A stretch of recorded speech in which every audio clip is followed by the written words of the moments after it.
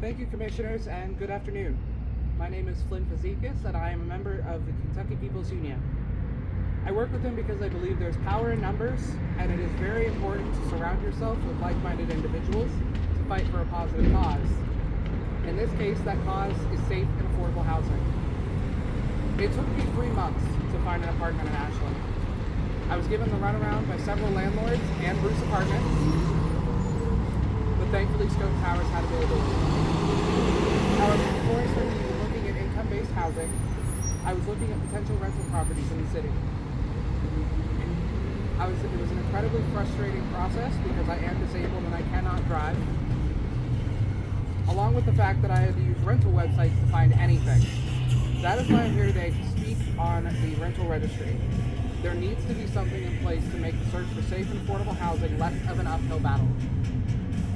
Kentucky People's Union has gathered 555 petition signatures in support of this.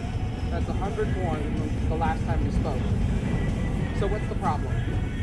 We've spoken with our city commissioners, our mayor, city staffers, and asked them all, why hasn't this been enforced as written? At first there was some confusion about the ordinance, what it allows and what it doesn't. Then we heard there was a lack of coordination between departments to implement the rental registry.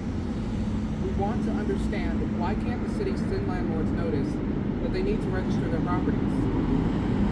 Why isn't it public when finding housing is this difficult right now? In the handout provided, you'll find a list of subsections from the Ashland Code of Ordinances. Included is the confidentiality subsection 102.04. It should be stricken and replaced with a section outlining how the city should publish the registry. So what are we asking for? 1, perform a fiscal assessment of what it would take to enforce the rental registry. 2, enforce the rental registry that you all passed in 2021. And 3, publish the rental registry on ashlandky.gov so the public can see what landlord owns what properties, what is their contact information, and what is available for rent and what is not. The handout also includes the definitions from subsection 102.01 and the enforcement policy outlined in subsection 102.05. One last thing I would like to mention is that I recently received a notice that the flat rent of Scope Towers and DeBoer Terrace will be steeply increasing as of January 1st, 2024. This is also something I believe that should be included in the rental registry, as price increases will cause people to move either out of necessity or due to unfair pricing. We all deserve safe homes. There is a very obvious power imbalance between landlords and tenants. We want to bridge that gap so people can live dignified lives and landlords can be held accountable.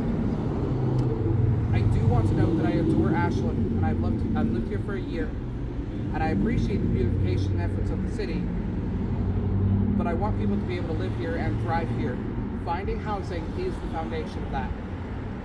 As I stated before, it took me 3 months to find an apartment. Some people don't have that time, and I firmly believe that a rental registry would alleviate the time constraints along with several other issues that people finding housing face. Thank you, Commissioners.